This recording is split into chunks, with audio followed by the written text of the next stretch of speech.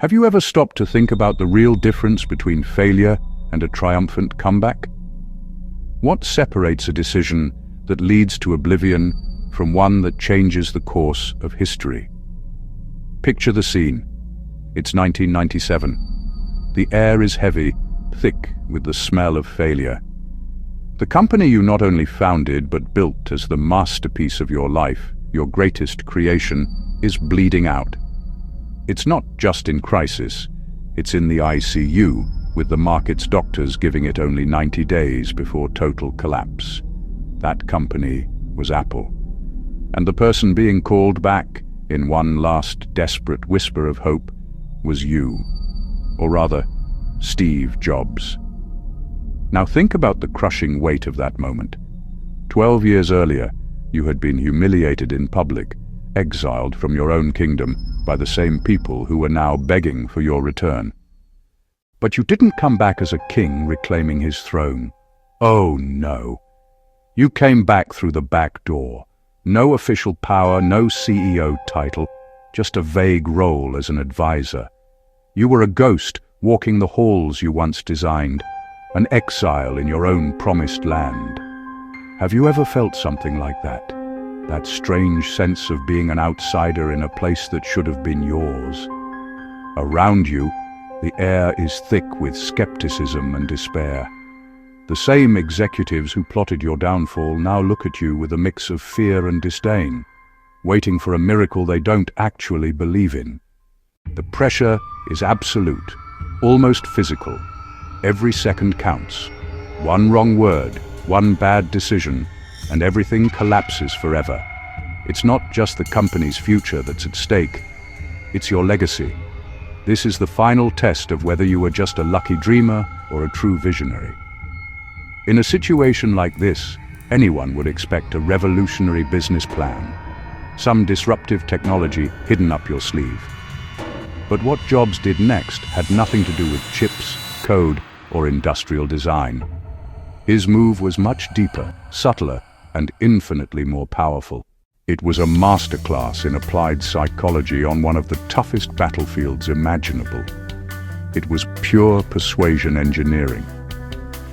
Stay with me until the end, because what you're about to discover isn't just a business story. It's a deep dive into the mind of a master of strategic influence, unraveling the psychological tactics he used to bend reality and turn a hopeless situation into the greatest corporate comeback in history. This is about high-stakes decision-making at its most extreme level. Jobs' real weapon at that moment wasn't a new product. It was his understanding of human nature. He knew that to save Apple, he'd first need to infiltrate and reprogram the minds of its leaders. And to do that, he gathered them in a room, setting the stage for what looked like just another meeting, but was actually the beginning of a psychological revolution. And then he walks in, not like a defeated executive, but with a calmness that bordered on eerie. He ignores the chairs, ignores the printed reports scattered on the table, ignores even the cynical eyes watching him. His bare feet on the cold office floor already broke the pattern, a signal that the usual rules no longer applied. He silently walks to the whiteboard, the only object in the room still blank, still full of potential. He picks up a marker. The click of the cap echoes in the tense silence. In that instant, he's no longer an advisor. He becomes a conductor about to orchestrate the most complex symphony of all, the human psyche. He knew that attacking the problem head-on with logic and data would be suicide. Resistance was too strong. He had to bypass rational defenses and speak directly to the brain's decision center. He needed a maneuver, a psychological strike so powerful it would make objection not just illogical, but emotionally impossible. That feeling of being cornered, of needing a solution no one else can see. It's powerful, isn't it? Maybe you've felt it too on a smaller scale, in a personal project, a career negotiation, or even a family crisis. That moment when logic alone can't save you. If this resonates with you, if the search for clarity in chaos speaks to you, Share in the comments what's impacted you the most so far. Your perspective turns this space into a real community of strategists. Your participation is the fuel that keeps this channel alive and shows me we're heading in the right direction. And if this story about the mind under pressure has already sparked an insight, that little aha moment, show it with a like. Your click isn't just a number, it's a signal to the algorithm that this content matters, that it deserves to reach more people who want to stop being prisoners of circumstance and become architects of their own decisions. And of course, if you want to keep uncovering how Jobs not only did what he did, but how he did it step by step, subscribe now. Because what you're about to see is the exact anatomy of the technique he was about to draw on that whiteboard. Back to that room. With every eye fixed on him, Jobs lifts the marker. He doesn't start with sales numbers or market projections. He does something far more elemental and far more brilliant. He draws a simple cross in the center of the board. Silence. With one single gesture, he wiped away the entire universe of complexity that had paralyzed Apple. The 350 products, the memos, the endless projections, the internal power struggles, all gone. Replaced by 4 empty quadrants. That wasn't management. That was hypnosis. In that moment, he wasn't presenting a plan. He was reformatting everyone's brains, applying the purest form of choice architecture. He showed that the path to salvation wasn't to add more, it was to brutally subtract. The tension was palpable. Executives, used to endless debates about dozens of projects, stared at the simplistic sketch almost in offense. Where was the complexity? Where was the market analysis? Jobs, a master of reading the room, let the silence work for a few seconds before making his next move. Then, he picked up the marker again. Above the top 2 quadrants he wrote consumer, below them professional, on the left side desktop, on the right portable. And there it was, the future of Apple drawn in 4 boxes, one bold decision for each. The room understood instantly. The clarity hit like lightning, violent, undeniable, seductive. He hadn't given them a to-do list. He had given them a new map of reality, a new mindset. The hidden truth, he revealed, was that Apple had lost its soul in complexity, and the only way back was obsessive focus. That simple act of drawing a cross on the board was the first domino in a transformation no one there could have imagined. But let's go even deeper. Because what we just saw was only the visible structure, the tip of the iceberg. The real power of that move wasn't in the 4 quadrants themselves. It was in the psychology behind them. It's called framing. Jobs reframed the problem.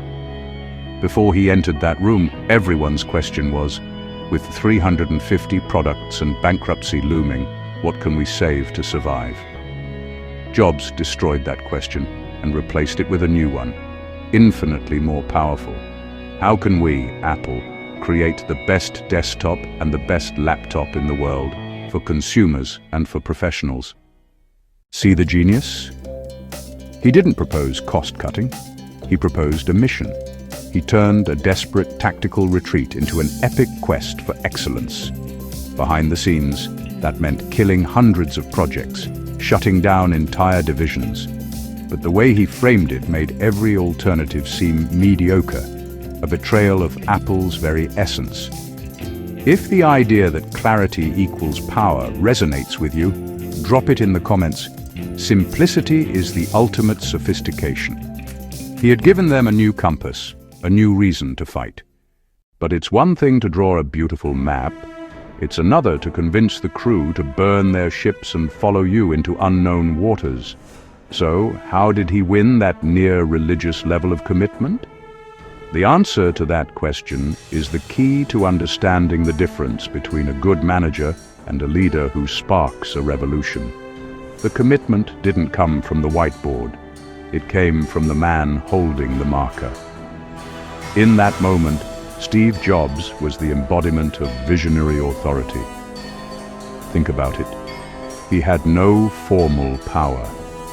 He couldn't fire anyone. He didn't sign checks.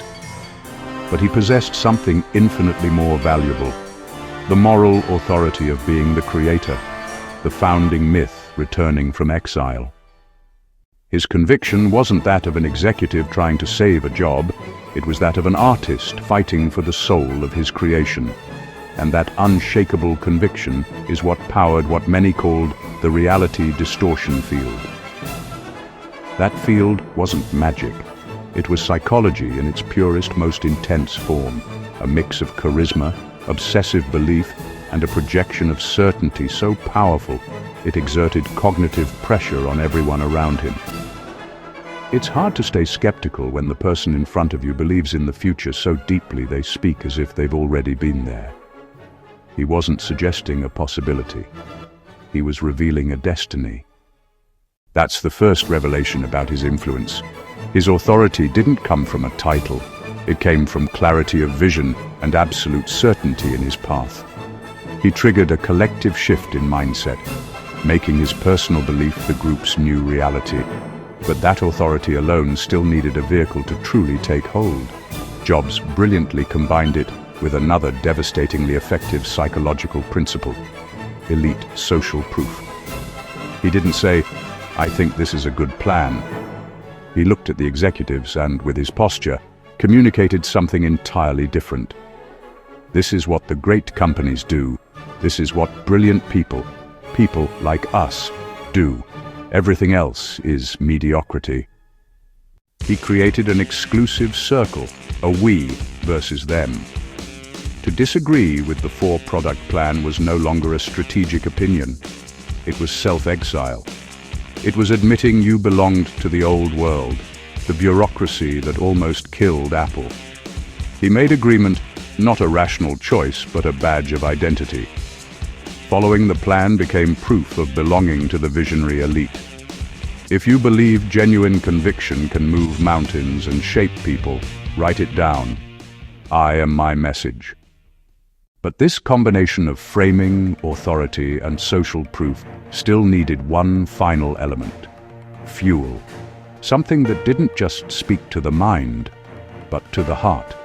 Because remember, he was asking them to destroy much of the work of their lives. So how did he overcome that emotional barrier?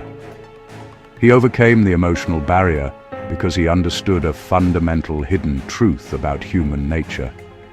You don't defeat an emotion with logic, you defeat it with a stronger emotion. He knew that behind every skeptical face in that room lived the ghost of an old passion, the memory of why they had joined Apple in the first place. So what he did wasn't to present a cost-cutting plan, it was to issue a call to crusade. The phrase, "return to the soul of Apple," became the ultimate emotional weapon. It reframed all the pain that was about to come. Layoffs and project cancellations no longer symbolized humiliating failure. They became the noble sacrifices required for purification, the first steps on a journey of redemption. It was a storytelling masterstroke. To amplify that feeling, he created a common enemy.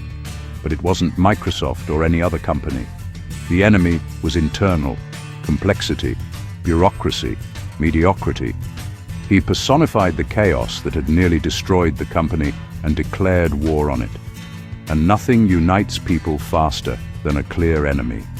Suddenly, everyone in that room shared a single purpose that transcended their titles and departments. The impact was immediate. The mindset shifted from "save my department" to "save our soul." He created an emotional contrast so sharp it cut through despair. On one side, the slow, grey death of becoming just another tech company. On the other, the chance to be pirates again, rebels, dreamers, world changers. He wasn't selling a strategy. He was selling the chance to feel alive again. Let's go even deeper. Because beneath this emotional masterpiece and brilliant framing was one of the most powerful psychological triggers in existence, one that quietly shapes how we perceive value. scarcity.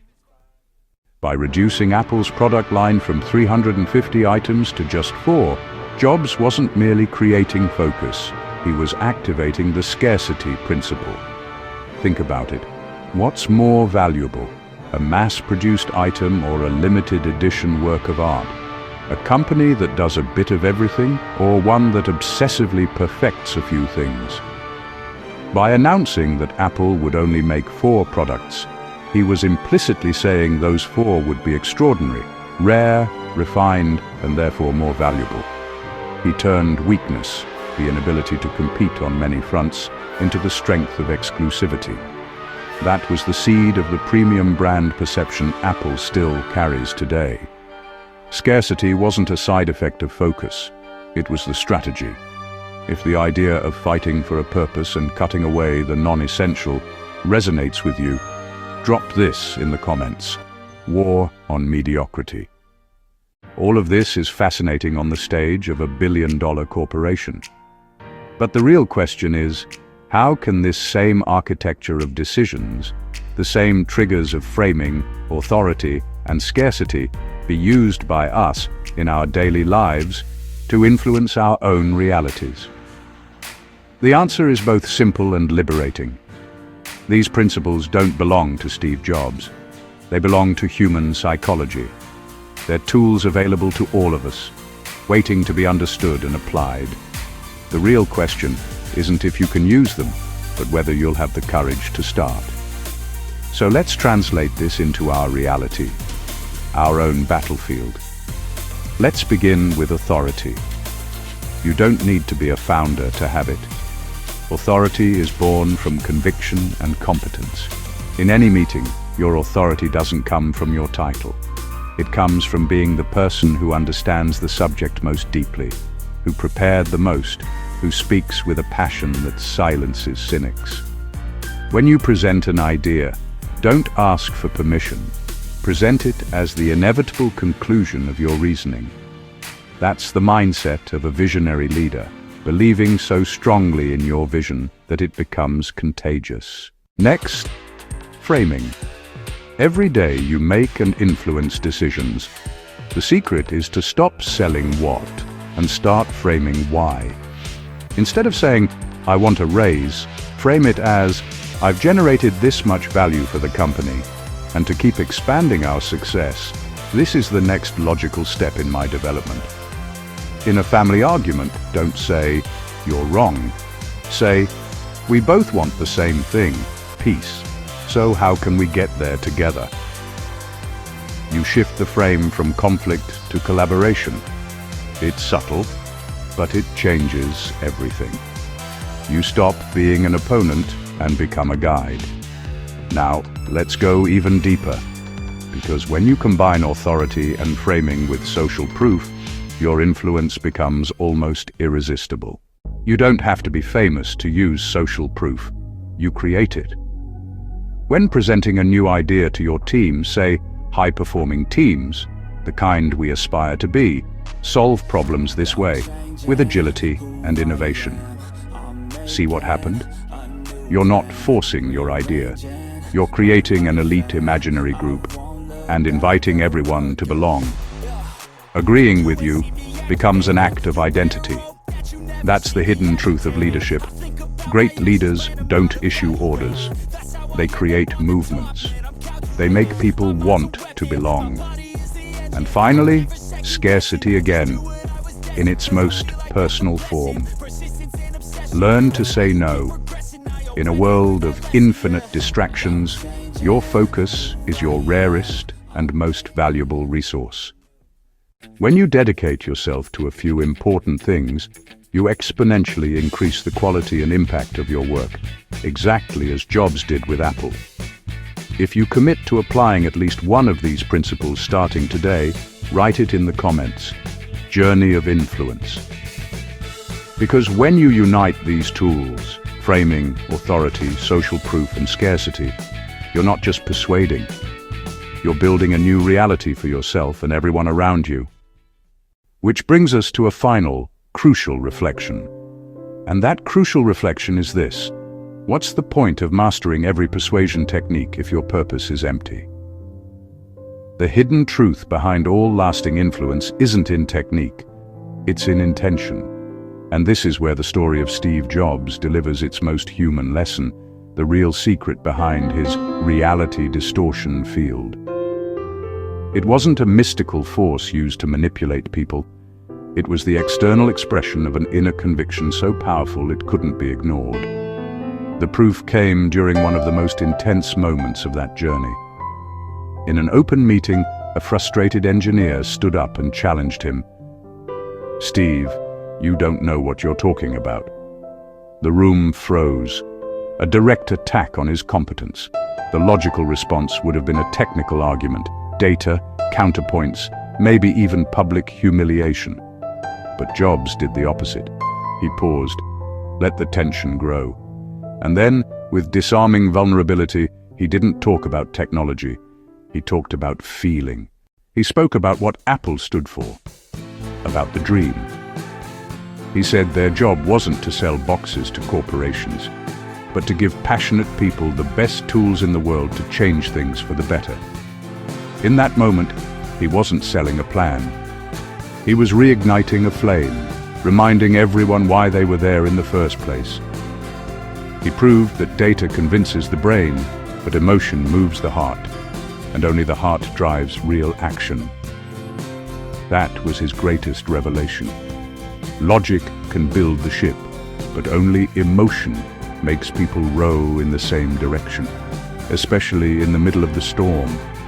That single response changed the entire room. It validated his transformation as something worth believing in. Let's go even deeper, because this story perfectly illustrates the engine behind all great decisions. Emotion isn't an accessory to logic, it's the operating system on which logic runs. People decide based on how they feel, and then justify with logic afterward. Jobs mastered this. He first created the feeling of hope, purpose, belonging to an elite tribe, and then introduced the logical framework, the 4 quadrants, that made perfect sense inside that emotional state. He didn't try to convince the mind and drag the heart along. He captured the heart, and the mind followed willingly. That's the elegant mechanics of persuasion. His genuine passion for the product and the mission gave authenticity to every word. It wasn't a trick. It was his truth. And nothing is more persuasive than truth spoken with passion. If you believe passion is the most powerful force for real change, write it down. Emotion decides. And the result of this masterclass in applied psychology, this fusion of framing, authority, and emotion, can be seen everywhere around us today. The result of that lesson isn't hidden in history books. It's right in your pocket, on your desk, in the way we listen to music and communicate. The ripple of those decisions, made in that pressure-filled room, still shapes our world today. Let's revisit 2 of the pillars that sustained that transformation and became Apple's lasting legacy. First, the principle of scarcity. By cutting hundreds of products down to 4, Jobs wasn't just cleaning house. He was redefining what value meant in technology. He buried the old mindset that more is better. Before him, companies competed on who offered the most features, the most models, the most choice. Jobs bet on the opposite. He taught us that true value doesn't come from abundance. It comes from curation, from the obsessive perfection of a few things. Scarcity created desire and exclusivity that turned Apple into the most valuable brand on earth. The hidden truth is that scarcity creates focus. Focus creates excellence, and excellence becomes the most irresistible object of desire. Then came the common enemy. Jobs understood that nothing unites a tribe like a shared battle, and the enemy he chose was genius, complexity, mediocrity, conformity, the old Apple. By declaring war not on a competitor, but on a concept, he invited everyone, employees and customers alike, to join his crusade. The Think Different campaign wasn't a slogan. It was a manifesto, the flag of that war. Buying an Apple product stopped being a simple transaction and became a statement of identity. I'm a rebel, I'm a creator, I don't accept the status quo. Now let's go deeper, because that strategy doesn't belong only in corporate history, it's a map for our own lives. Think about it. What's your common enemy? Is it procrastination? Fear of failure? Constant comparison? Define it. Declare war on it. Then apply scarcity. Look at your schedule, your projects, your commitments. Where are you trying to do 350 things at once? Where is your complexity hiding? The courage to cut what's merely good is what frees the energy to create what's truly exceptional. Jobs' ultimate lesson might just be this: the most powerful decisions you'll ever make aren't about what to start doing. They're about what to stop doing. That ruthless focus is what transforms an ordinary life into one of impact. If you're ready to focus only on what's essential from now on, write it down. Less is power. Because when you see the full picture, you realize the greatest tool of persuasion isn't one single technique. It's the fusion of all of them, united through leadership. And mastering that fusion gives us the key to intentional self-leadership. The biggest revelation of this story isn't a set of tricks to manipulate others. It's an invitation to a deep personal transformation. The true leap of Jobsian psychology isn't about what you tell others. It's about the story you decide to tell yourself. It's the mental shift from being a passenger of circumstance to becoming the architect of your own reality. How do you do that in practice? It all boils down to one core principle. In any situation, be the person who brings clarity and purpose. In a salary negotiation, it's not about memorizing phrases. It's about having absolute clarity on the value you bring and framing the conversation around mutual success. In an argument, the technique isn't inventing an enemy, but realizing the real enemy is misunderstanding, and your mission is to resolve it together. When you present an idea, your authority doesn't come from arrogance. It comes from clarity of passion, from your why. You start with emotion because you know impact matters more than data alone. The hidden truth is this: these aren't isolated techniques. They're manifestations of internal clarity. When you know exactly where you're going and why, your communication becomes magnetically persuasive. You don't need a script. You become the message. That's how you build your own reality distortion field. One grounded not in manipulation, but in authenticity and purpose. Now, let's go even deeper. Because when you start living with this intentional clarity, transformation spreads outward. You begin to change the environment around you. People start coming to you, not because you have all the answers, but because you ask the right questions. They're drawn to your energy, not because you're perfect, but because you're aligned. Behind the scenes, what's really happening is that you become a point of order within chaos. You become the person who, like Jobs at that whiteboard, can erase the noise and draw a simple, inspiring path forward. Your daily decisions, how you write an email, how you start a hard conversation, which projects you have the courage to say no to, become the bricks with which you build a life of influence and impact. You stop reacting to pressure and start using it as fuel. If you're ready to be the architect of your own reality starting today, write this: my journey begins now. Because in the end, Jobs' story teaches us that under the most intense pressure, the greatest innovation we can ever create is a more focused, convicted, and authentic version of ourselves. And that ability is the force that separates companies that die from those that become legends. The legacy of that single meeting, that psychological masterstroke, is living proof. Think about what came next. The first child of that new mindset was the iMac G3. Colorful, translucent, all in one. It wasn't just a computer, it was a manifesto. It embodied simplicity, focus, and boldness, the exact virtues Jobs had preached. For the first time in years, technology wasn't beige and boring. It was fun, personal, and emotional. The iMac's explosive success wasn't just financial, it was psychological validation. Proof that clarity and courage had been the right path.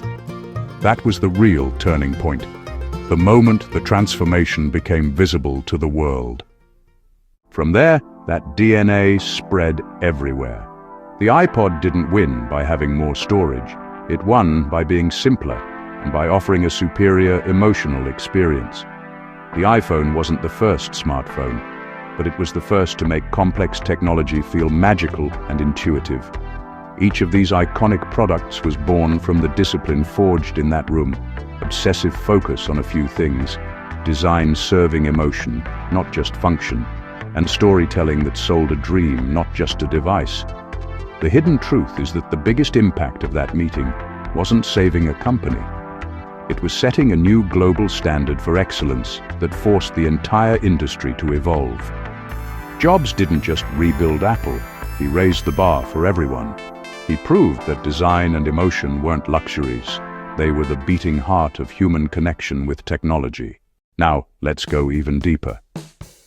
Because the most enduring legacy of this story isn't the devices. Those will eventually become obsolete. The greatest revelation is that the philosophy itself is the legacy. It's living proof that a single human being armed with unshakable clarity and deep understanding of psychology can bend the arc of history toward their vision. What happened inside Apple's walls teaches us that the most important decisions aren't about allocating resources. They're about allocating meaning and purpose. It's about realizing that we don't lead companies or teams, we lead people, and people are driven by beliefs, belonging, and the hope of a better future. Jobs' true legacy is the demystification of genius, the revelation that extraordinary influence is not a gift, but a skill that can be understood, learned, and applied. If this story has proven to you that one bold decision can change everything, write it down. I am the turning point. Because the psychology behind that fateful day at Apple isn't just about the past. It's about the future you can start building today. It's a powerful reminder that the pressure isn't our enemy. It's our stage. It's in those moments when everything seems lost that we have the greatest opportunity to show who we truly are. The story of Steve Jobs is the ultimate proof that when used with clarity and purpose, psychological tools can turn panic into power, hesitation into absolute certainty. His journey shows that in our hardest moments, the most important question isn't which path to take. It's which mindset to adopt. Pressure doesn't have to crush us. It can sculpt us, forcing us to strip away the excess and reconnect with our deepest source of strength and conviction. The impact of that lesson is universal. The question was never whether pressure would come for Apple. The question was whether leadership would be ready when it did. The same applies to each of us. Pressure will come in your career, your relationships, your finances. Crisis is inevitable. The hidden truth is that these moments don't create character. They reveal it. Pressure is a magnifying glass. If there's chaos and doubt inside, it amplifies the chaos and doubt.